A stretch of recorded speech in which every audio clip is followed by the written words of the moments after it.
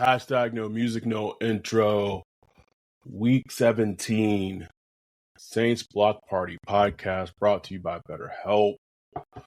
Oh, these cardiac saints, Ryan. These cardiac saints. Just when you thought. They go out, they beat the Bucs with 20-13, something like that. What was the score? Yeah, it was 20-13 because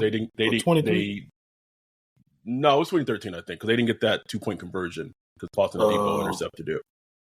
23-13. Yeah. Oh, 23. You're right. All right. I'm back. Yeah. You're right. 23-13.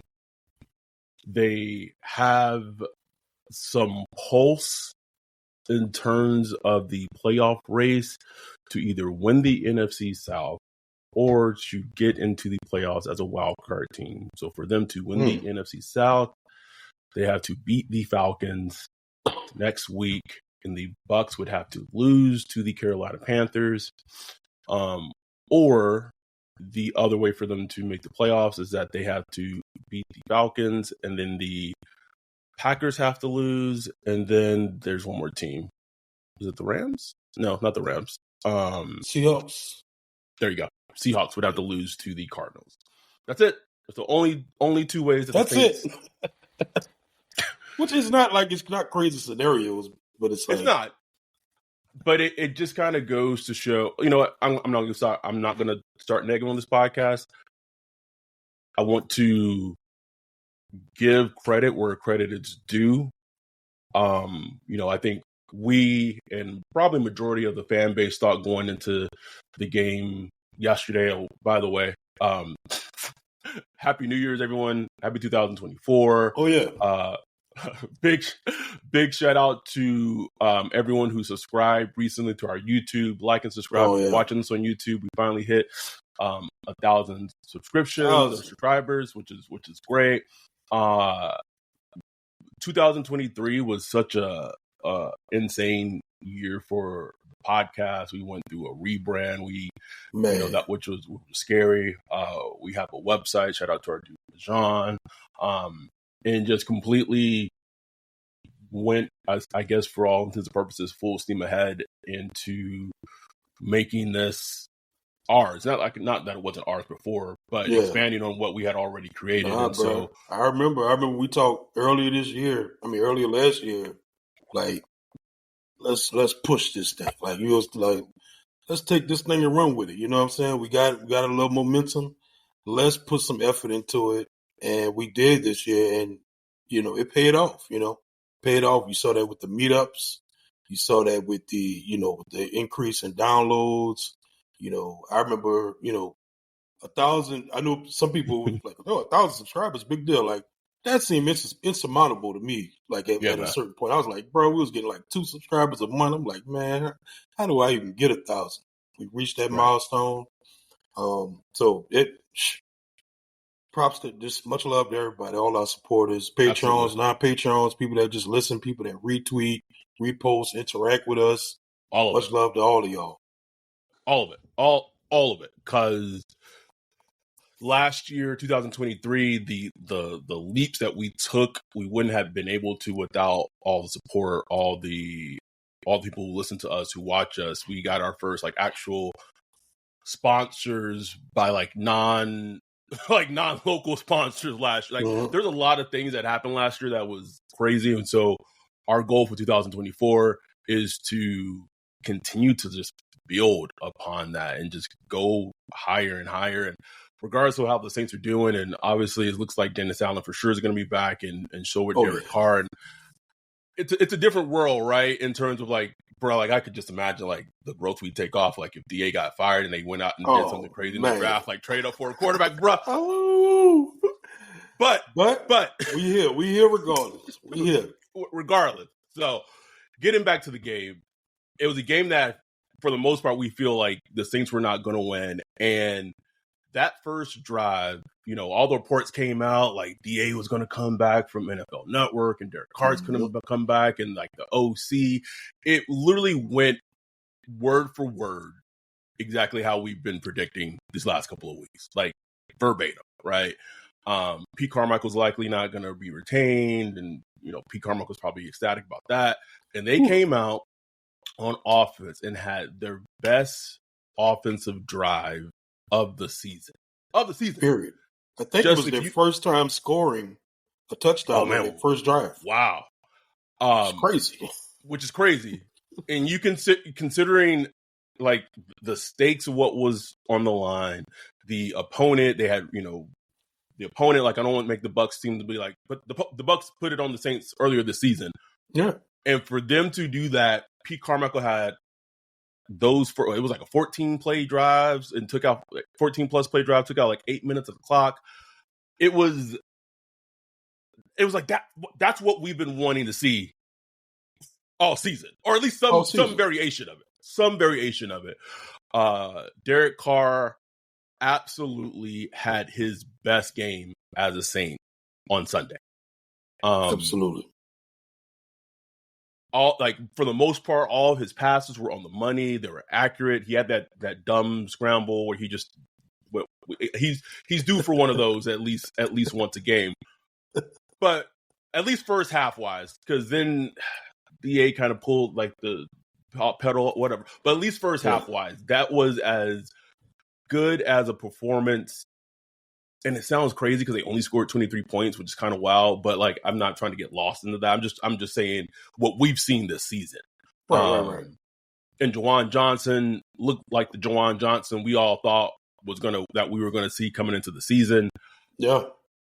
And defensively, I knew that they were likely going to win because of how the defense came out. Like the defense came out, shut down the Tampa Bay's run game. Baker looked like the Baker that I think most people expected to see this season. And at least for the first three and a half quarters, the defense was completely dominant. And then the prevent and shell coverage and blah blah blah and all that happens. And this was all without Marshawn Lattimore, obviously. Just it's what you wanted. It's what you wanted to see this team do, especially in a game like this. Yeah, I mean, the team talked about it. They looked at it as like a playoff game.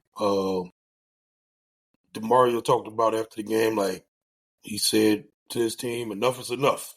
Like time to plant your flag right now, and say, boom, let's go get it." And they did it, man. It's like I put somewhere, I tweeted on Discord or something like that before the game, like it just got too many prideful veterans. Too many men that love football, love winning, love competing. Like the makeup of that team is still embedded, regardless of what you think about the head coach or whatever. Those characteristics are still embedded in the team, and they show every now and then, especially in games like this, especially when they're back against the wall. Yes. I'm like, damn, they got 9-10 days just to stew on that Rams loss. They was going to come out there. They was going to put up a fight. I knew it. I knew they was going to put up a fight. I didn't expect the Bucs to look as just out of sorts as they did. They didn't look good. Like you said, Baker Mayfield looked like the Baker Mayfield we thought. He was inaccurate. A lot of mistakes. I mean, the fumbles that went in the Saints' favor, interceptions. I just thought it was an overall good game. A little love to Jonathan Abram, bro. Like, bro. He get a game ball, man. He absolutely. He had an interception. He forces a fumble. That was like a game, like essentially like I'm sorry, Patrick, but like a momentum changing fumble at that point in the game because the Bucs were driving. They looked like they were going to score a touchdown, and then it was like, oh, here we go. I was seriously thinking like some multiverse, like where that fumble doesn't happen. I think the Bucs score there, and I just think it changes the game complexion. I mean, will they win or lose? I don't know. It just completely changes the game. In that multiverse, that may have changed like the whole direction of the team going forward, bro. Yeah. And there's a multiverse right now where Jim Harbaugh's saying, "Hey, coach, this offseason, nigga." Oh man. What? What that little chick? What her name was? America? What her name was? America Chavez, bro. Where's she at, man? I want to go see that. But they played well. They sustained quite a few injuries in this game. You had Nefi Sewell goes out. AK has like his ankle twisted or ankle sprain. He went out. There's another player that got hurt too. There you go. Landon Young gets hurt. And here's something that stood out to me in this game, and not in this game. It stood out to me consistently for the most part. The ability that the Saints offensive line, pass blocking wise at the very least, have been at least decent to good for, I would say, 3/4 of the season, right? And it's a very mismatched line. Pete at left tackle, Hurst at guard, you got McCoy in center, Ramczyk, who went on IR, he's going to miss the last 2 games. Is he going to retire at the end of the season, or is he going to try to come back? Who knows? Reese at guard. It's not maybe not in the run game, but at least pass blocking, they have looked decent to good. And it's just weird. And I know we don't want to look into the offseason yet because there's still football to be played. But that is such a fascinating piece of the team going forward, because you have someone like Andres Pete, who was supposed to be a backup and was going to be benched this season, and now this man has leverage against the Saints of I play like a at least the top 15 left tackle this season, bro. Yeah, I mean, he's rarely getting smoked. You know what I'm saying?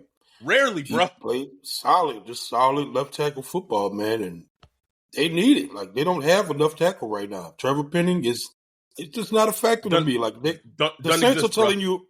Now, I'm not telling you. The Saints are telling you he's not a factor right now. Yes. Will that change in the future? We'll see. But I don't see a path forward. So yeah, but yeah, the offensive line from the pass blocking standpoint, I say since week 4 or 5, they've just steadily improved, and it's just amazing, even with the injuries. I mean, Landon Young went out. Fairly early in the game, and Cam Irvin coming off the bench bro, just real quick, bro. I know I don't want to harp on it too long, but it's how many tackles have gone down this season at some point, bro? You had Ramczyk, you had Pete, you had Hurst, you had Young. Yeah, that's 4 I've just named. You telling me that and Trevor Penning can't get a snap, bro? It's personal. It's personal, man. It's wild. It's so wild to me. So this sets up a huge game against the Falcons, Week 18 in the Dome. Our last Saints Block Party podcast, our last ticket giveaway of the season. We're not renewing. That's a good one. Yeah, it is, man. We're not renewing them season tickets next season. So I'm just saying, y'all want. We got bills to pay. No. It might be different if the product was different, but yeah. And I already kind of decided on what the giveaway is. So the giveaway is going to be, if you want free ticket, it's not plural, ticket. If you want a free ticket to the Saints Falcons game, last game of the season, and may help the Saints get in the playoffs if they win against the Falcons, I don't need to say any more than that.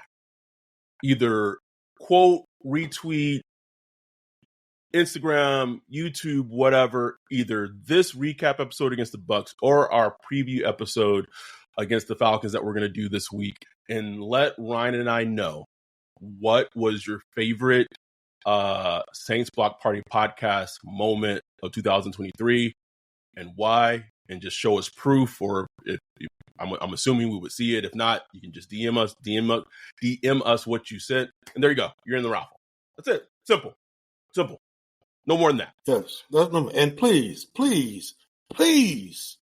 if you enter and you want to go to the game, make sure you're going to the game. Don't win the ticket and then Saturday be like, my wife, or my kids, or whatever, I can't go. Understand things happen, but try to make sure you can go before, because that's just crazy to me. Just know that you will go to the game before you enter the raffle. Please.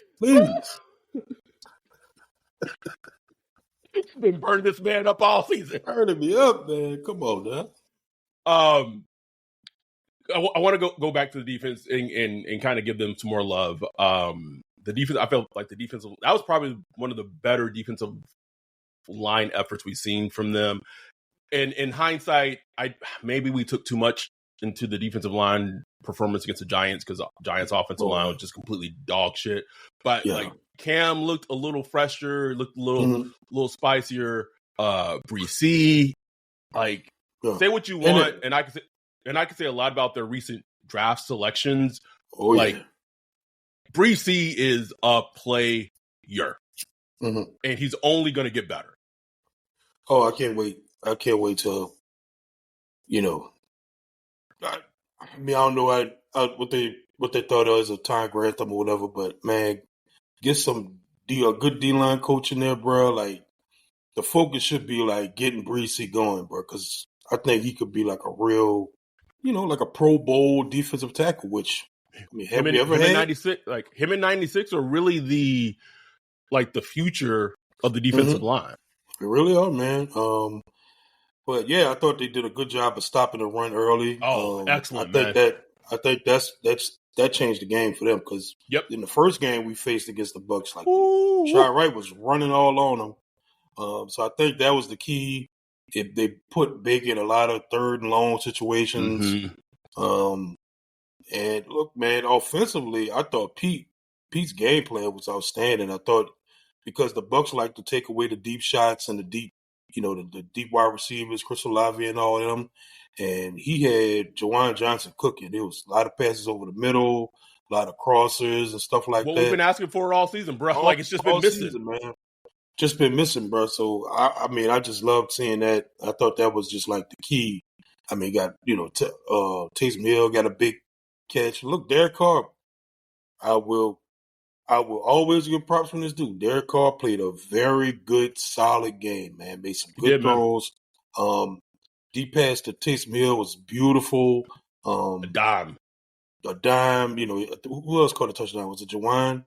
It was Jawan on a great like a option, like a route, which was awesome because they set that up. Apparently, they set that up from last week, where Jawan he ran it out and it didn't work or whatever. This time they did the same thing, but had him jerk back. And like they had that, they say they practiced it all week and all that stuff because they knew that look would come up against Tampa. And boom, hey Pete, look, like when Pete cooking like that, Pete run a curry. I don't care who did it. You know what I'm saying? Like that's the type of stuff we like to see. And look, like I said, man, if Derek Carr could play games like that, I'm not even saying every game, but just 80% of games and consistently. I wouldn't have a problem with him, bro. Like, no, he's not going to be worth the $150 million. They overpaid for him. That's always going to be something he's going to struggle through. But, if you could play like that, I'll be fine. I'll be fine with that. Because I didn't expect much from Derek Carr in the beginning. I just expect, like, nice, respectable starting quarterback play. You know what I'm saying? That's it. I wanted to hit on the thing about Pete. And I said this jokingly, but I really felt like Pete, like he calling players carefree now, bro. Like he about to get what he want, bro. He like shit. I don't gotta be OC no more. Shit, let me let this clip out. He gonna get some kind of offensive consulting job or something like that, either with the Saints or with the Broncos or something. Somebody. Yeah, it's coming. And here's the thing that I guess is frustrating as a fan, and it's frustrating as the fan of a team who is coached by Dennis Allen. Obviously not the Raiders because they were just bad. Is that this team has mastered the ability to be consistently inconsistent. Absolutely. And in the NFL you cannot win being consistently inconsistent. At some point during a season, if you're good and you have any elk at all, you got to go on a run. You got to win 4, 5, 6, 7ish. You got to go on a run and win a number of games. And it's still why it's still why, and I know it's not going to happen, but it's still why Dennis Allen shouldn't be retained. But but I say this: he might end the season. His record, he might end the season. This season is 9-8. Yeah, maybe 9-8 and miss the playoffs. And I know that to the team and to the front office, that's going to be enough justification to see, like, see, we're close. They're not taking into account the easy schedule. They're not taking into account the injury luck that the Saints got for majority of the season, or the injury luck they got against other teams that they played majority of the season, which was insane. Or all that's not going to come into their equation, which is pretty insane. And I want to read a text message I literally just got from our dude Greg Rosenthal. He says, "You're going to go 9-8, miss the playoffs, and keep Allen." Like, and he doesn't. That's not like a report, but that's just the reality, bro. Like, reality, bro. Like I was what, like maybe 80% on us keeping DA before this game. Oh, and I say through the first quarter, I was like, 100%. He's coming back. Like, it's no question. Right. Just that first quarter, I didn't need to see that else. He's coming back, so we may as well just, digitize that, put it in our mind, and just understand that's what we're going to have to live with. Hey, look, I thought Brian, Agitated and Chief Brian, said it perfectly on the Zoom. Like, them being consistently inconsistent is indicative of bad coaching. Because perfectly said. It shows that there is talent there. There is an ability for, even if they're not like a great team or like a true Super Bowl caliber team or whatever, there is talent there to be a good team and ability to string together wins. But I think when you don't have, a good head coach, a head coach that's impactful, you can't do it. That's why they only had 3 consecutive wins once. That was last year towards the end of the season. Man. Yep. Every other time it's 2 games. 2 games win, 2 games lost. 2 games win, 1 game lost. Can't live like that, man. I've lived like that in the Saints. It was like that during the Hasley years, for years. And, it's good enough to convince some management and executives to be like, oh, we just stick, just hold tight and just get a piece here, get a piece there. But man, you'll never be good enough to really be what you want, which is like a really great team, for and winning 12, 13, 14 games a season type of shit, And it goes back to the whole thing of like Derek Carr being brought in was supposed to be the solution and the answer to them being more consistent and could stack up wins. And that, like, they won 3 games in a row last season with like Andy Dalton, bro. Yeah, exactly. That's the disappointing part. Yeah, because you go out and get Derek Carr. Like if we were doing that with Jameis Winston or Andy Dalton or whatever, then it's like okay, you know what I'm saying? Right. But you invested $150 million in a quarterback as this is going to be the final solution to get us over the hump. And no, you just still stuck in that purgatory, And I hate to get negative like that after a W, but that's just the reality of where we at, It's the reality of where we is, and so right now the Saints are picking 13th overall in the draft. And the last negative point out 13, bro. Last negative point I'll just reiterate is just this, again, like for me as a fan and for me as a person of what, as a fan and a fan that has some insight knowledge that what's going on in that building, like the DA as head coach thing, him as a head coach in and of itself is like not good, right? It's not good. The scary thing that still worries and scares the shit out of me is like the DA who's able to have input and make decisions in free agency and scouting and the draft and trading players or not. So it's like for me as a person in the know, that's the shit that scares me like the most with him being retained.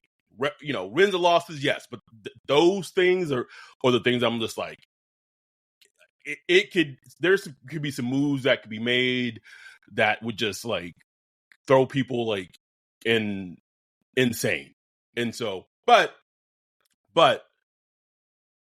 they won yesterday and they did what they needed to do in a must-win game. Can we? I just saw this morning.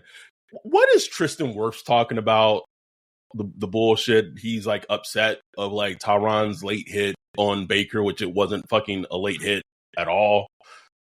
Denim is in demand at Plato's Closet in West Ashley and North Charleston. Get cash on the spot for everything denim. Bring in your trendy and classic styles of gently used name brand denim. Get paid for your denim shorts, skirts, jackets, jeans, and more. We're looking for denim that is blue, black, or a bold color, and jeans in styles like mom jeans, bootcut, baggy, flared, and ripped. We want everything denim. Sell your denim for cash at Plato's Closet today. Plato's Closet, located in West Ashley on Sam Rittenberg Boulevard and North Charleston on Rivers Avenue. This episode of the Saints Block Party podcast is brought to you by BetterHelp. Woof. The holiday seasons are approaching and gift-giving season is right on the horizon. What do you do to give gifts? Well, me and my family, we have a website that we go to and we kind of just put what we want, make our little gift lists, and then we kind of just go through the list and try to buy everybody the things that they want. And if you get it, you get it. If you don't, you don't. Well, whether or not your family gives gifts during the holidays, you get to define how you give to yourself. And the holidays are a great time to do that. Best way to start is indulging in self-care. No better place to start than BetterHelp. With BetterHelp, you can give to yourself starting therapy, giving yourself self-care, and learn positive coping skills.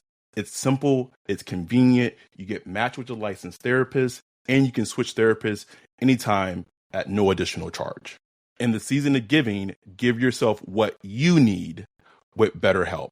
Visit betterhelp.com/whodat today to get 10% off your first month.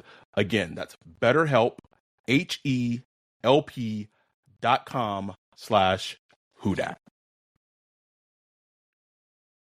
This is the same Tristan Wirfs who played on an offensive line with fucking Ryan Jensen for 2 to 3 seasons. I know this nigga's not saying some shit. Like, shut up. Please. Shut up. And please. And they basically celebrated when they took out Jameis Winston, their former teammate. Okay. A couple years ago, bro. Like, please. That was a good hit. That was one of the better plays Tony Badger had made in a while. I was like, hell yeah. Right. He made 2 great plays. That play, and then he made a play where it was like a reverse, and like he like sniffed that shit out. Like yeah. That all that said, man, it's this team. It's a roller coaster with them. We ride with them, and I'll say this: it is very easy for me before a kickoff starts for me to have the mindset, knowing and even maybe wanting, right, the worst. And it sounds weird to say the worst to happen, just because the long-term outcome of Dennis Allen not being retained would be the best for the team. Yeah, but man, as soon as that ball is kicked off, bruh, and like I can't do it, bruh. Like I can't. It's like go watch the excitement on the Zoom of the Abrams fumble calls or the Abrams pick or the Alante pick. Or shout out to Alante for finally getting his interception. That man been starving for that bitch. I was looking for the flag. He was looking for the flag. I'm like, no flag. Just go see the excitement. The Taysom Hill touchdown. Go see the excitement because it's just like, man, look, at the end of the day, we like football. We like seeing our team play well. We like seeing players that we like play well. Period, man. Boy, I will say this though, bro. Swag Daddy. Oh my God, man! Them runs in the second half almost caused the Saints to lose, bro. Like if the Bucs weren't inept as they were yesterday, Saints could have lost that game, bro, because they took the foot off the gas and they kept running the ball. with Jamal Williams that were it was going. No, they could have took a knee. They just could have took a knee each snap, and it would have had the same consequence. That, again, though, it goes back to the consistently inconsistent thing, and that is such an indicative thing of what the identity of the team is. Right? You go up 20-0. You go in the second half, and you take your foot off the gas pedal because Dennis Allen is a defensive head coach, and by nature, he's playing the game conservative. So in his mind, he's like, "Oh, my team is up 20-0. I don't need to do anything cute or fancy. I just need to essentially run the clock out and get out here with a win." Yeah. 2023 yesterday, 2024 today, that does not work in today's modern football. And especially if you're doing that with a running back who was getting going nowhere, had no juice. I'll go as far to say this, bruh. If that had been Tony Jones Jr. instead, he would have been more productive with them fucking snaps and fucking. Probably so, bro. I swear it was a struggle. I'm like, why are they doing this?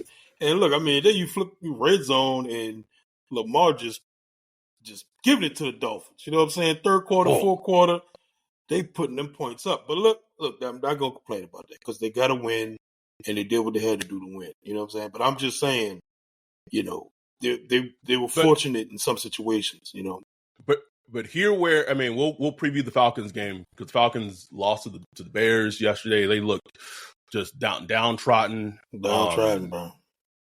And if Arthur Smith loses to the Saints to end the season, I think he's out of there. At this point, I don't think DA can do anything to not be back next season. I think they can get stumped by the Falcons, and I think right. Oh, could they though? Could they get stumped by the Falcons in the season on that note, just like they ended last season, losing to Sam Darnold? Oh man, that's absolutely. Anyway, my point I was going to say is that the reason why the AK injury looms is that they have a huge game against the Falcons, and if they don't have AK and they just have Jamal Williams, who knows? Sounds like Kendra Miller. He does. We're talking about Kendra Miller and Bosky having 20 snaps this season, some shit like that, bro. From a rookie. Jesus. And Salaverde from a rookie draft class, bro. A rookie draft class, 20 snaps, bro. Zero, Ryan. Ropes. If Kendra is not healthy next season, or not next week, so he may not be. And Jamal and AK, we don't know how bad the ankle injury is, but if he can't go, if your running back is just Jamal Williams, and if you're not going out and taking someone off someone's practice squad or elevating or something like that, to me, there needs to be some creativity this upcoming week going into that game. I'm talking, what can we do with Taysom Hill? Not just him just taking the ball and handing it off. What can we put Taysom in the backfield? Can we? Lynn Bowden has played running back before. Instead of him playing wide receiver this game, can we move him to running back so we have some semblance of a run game? Because as bad as the Falcons looked against the Bears, what you don't want to do is go into that game against the Falcons and not have any ability to run the football. And if you have just Jamal Williams as your primary running back, you're not going to have any ability to run the football, and that makes it harder for you offensively. But we'll get into that later. Yeah, we'll get to that. But, man. Anyway, we'll see. But nah, bro, it was a good win. It was, man. It was. I need to cut up our reaction to the Taysom Hill touch. Can we?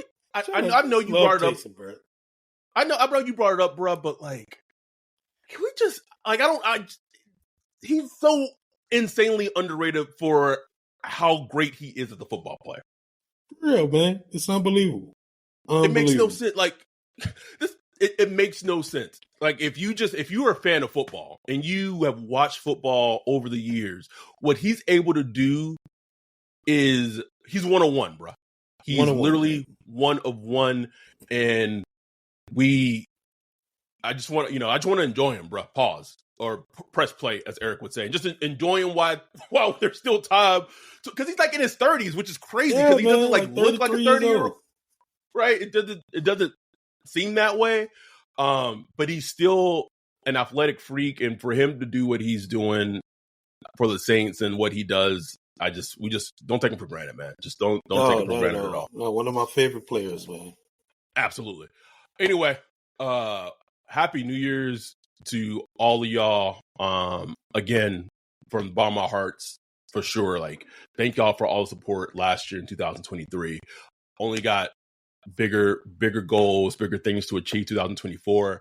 I want our goal. Oh man, I don't even know if my social battery could do it. But our goal, one goal I want this year is for us to get 300 Patreons. I think we're like at 260. So I want 300 Patreons by the end of the year, and I want 50 people at the NOLA meetup. Ooh, I think we could pull 50, bro. I think we could pull it, bro. Got a couple that's I'm waiting on. Alberto, Nick, Brian, other people that ain't show up yet. Bayou, Tay was at the Houston meet. I need him to the NO meetup. A lot of people, man. Bayou, of course. Yeah, man. Like, we could do it. We could do 50. Let's go bigger. Let's do 60, 70. Oh. Just take over. Take over that. Take over that thing. Would love it, man. Anyway, thank y'all tremendously. We will be back this upcoming week for the Falcons preview pod. Again, if you want to be entered into the raffle for the Falcons game, last game of the season, maybe the last game of the season. Who knows? Right? Saints could fuck around, have a home playoff game after next week, bro. We don't know.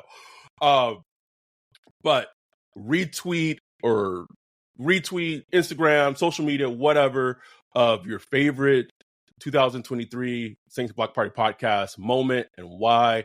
And whether it's the preview pod or the recap pod, this recap pod or preview pod, and you're entered into the raffle. Anyway, thank y'all for the support. Have a great, just plentiful new year to all of our supporters, everyone who listens to us, people who hate us on Reddit, people who hate us on Saints Report. Just, we appreciate y'all too. Like, it's any engagement is good engagement. So we ain't mad at it. So with that, we will be back this racist, Adam, week. you're racist. I'm quiet Negro. I'm the acceptable Negro. Ain't that some shit? Boy. All right. Anyway, we'll be back this upcoming week. With that, we're out. Peace.